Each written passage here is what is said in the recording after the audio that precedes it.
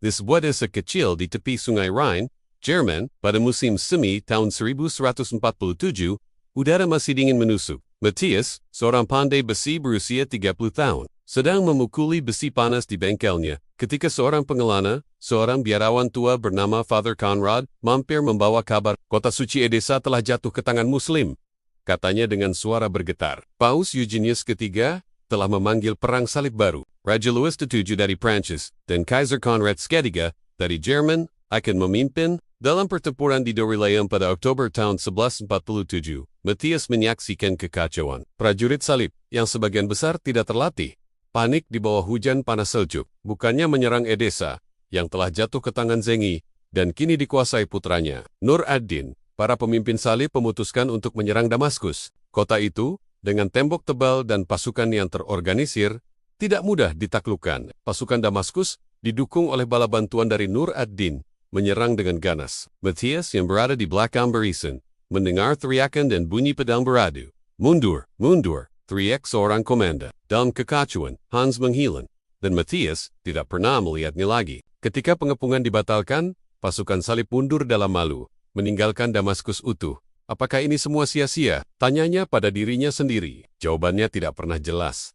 Tapi satu hal yang ia tahu, iman yang membawanya ke tanah suci, juga yang membawanya pulang. Matthias bekerja siang malam, memperbaiki pedang dan baju zirah yang rusak akibat pertempuran. Di sana, ia bertemu dengan seorang pedagang lokal bernama Yusuf, yang berbicara dalam bahasa Franka yang patah-patah. Matthias, yang ikut dengan rombongan Louis, merasa hampa. Perjalanan pulang sama sulitnya dengan perjalanan pergi. Kapal mereka diterpa badai di Laut Tengah, dan Matthias menghabiskan malam-malam berdoa agar bisa melihat Anna dan Lukas lagi. Ketika akhirnya ia tiba di desanya di Rhine, Anna memeluknya dengan air mata, sementara Lukas, yang kini sedikit lebih tinggi, memandangnya dengan kagum.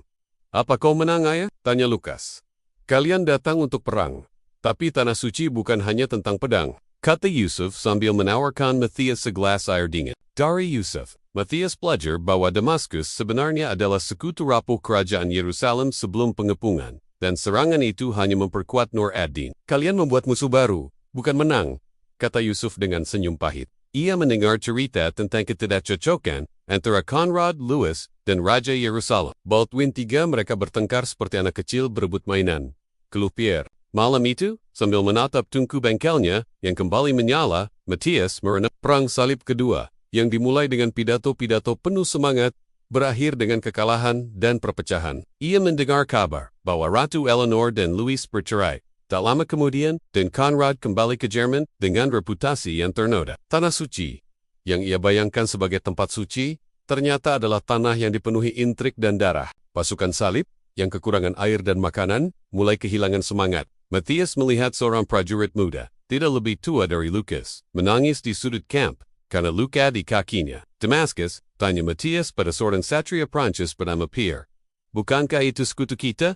Pierre mengangguk muram. Kerajaan Yerusalem ingin melemahkan Nur ad-Din, tapi ini keputusan buruk. Matthias tidak mengerti politik, tapi ia merasa ada yang salah. "Tetap di belakang!" teriak Hans, menarik Matthias ke balik kereta perbekalan saat anak panah bersiar di udara. Ribuan orang tewas, dan Conrad sendiri nyaris tidak selamat. Matthias bersembunyi di antara tumpukan peralatan, merasa imannya goyah. "Apa Tuhan benar-benar menginginkan ini?" tanyanya pada diri sendiri. Matthias menghentikan palunya, keringat membasahi dahinya. "Edessa, itu jauh sekali. Apa urusannya dengan kita di sini?" Tenyut. Matthias mendengar cerita tentang ketegangan antara Louis dan istrinya, Ratu Eleanor dari Aquitaine, yang ikut dalam perjalanan ini. "Ratu itu terlalu berani untuk seorang wanita," bisik seorang prajurit.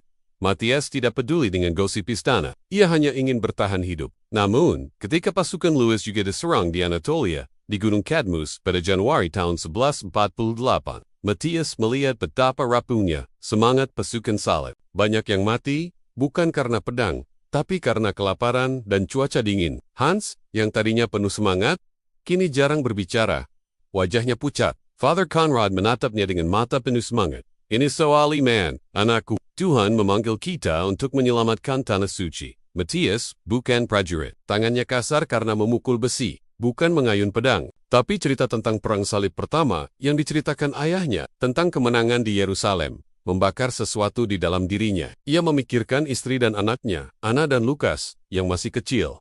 Jika aku pergi, siapa yang akan menjaga mereka? Pikirnya. Namun, ketika Bernard de Clairvaux, pengkhotbah terkenal, datang ke kota dan berbicara di depan ribuan orang, despair Matthias terpikat. Bernard berbicara dengan penuh api, menyebut perang salib ini sebagai kesempatan untuk menebus dosa. Aku akan pergi, bisik Matthias pada dirinya sendiri, meski hatinya berat. Perjalanan dimulai dengan penuh harapan. Matthias bergabung dengan pasukan Kaisar Konrad III yang terdiri dari puluhan ribu prajurit, petani, dan peziarah. Ia menjadi bagian dari rombongan pembantu, membawa alat-alat pandai besi untuk memperbaiki senjata dan baju zirah. Di sampingnya adalah Hans, seorang prajurit muda yang selalu bernyanyi tentang kemenangan di Antioquia dan Yerusalem dari Perang Salib Pertama.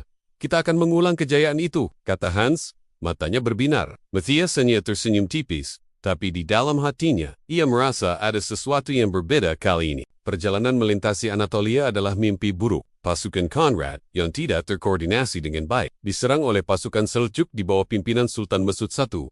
Setelah kekalahan itu, sisa pasukan Konrad bergabung dengan pasukan Raja Louis ke-7 dari Prancis di Konstantinopel. Ketika akhirnya mereka tiba di Tanah Suci, Matthias merasa lega, tapi juga bingung. Pengepungan Damaskus pada Juli tahun 1148 adalah bencana. Pada hari keempat pengepungan, pasukan salib pindah ke sisi lain kota, berharap menemukan posisi yang lebih baik. Tapi keputusan ini fatal. Matthias yang kini sendirian, bergabung dengan rombongan kecil yang kembali ke Acre. Raja Louis dan Konrad akhirnya pulang ke Eropa pada tahun 1149. Dampak kemenangan besar. Matthias menendak, mengelus kepala anaknya. Aku pulang, itu kemenanganku, katanya pelan. Matthias kembali menjalani hidupnya sebagai pandai besi. Tapi, sesekali, saat malam sunyi, ia memandang salib kecil yang diberikan Father Konrad sebelum perjalanan. Jika cerita ini menarik bagi Anda, silakan tinggalkan komentar, bagikan dan subscribe channel ini.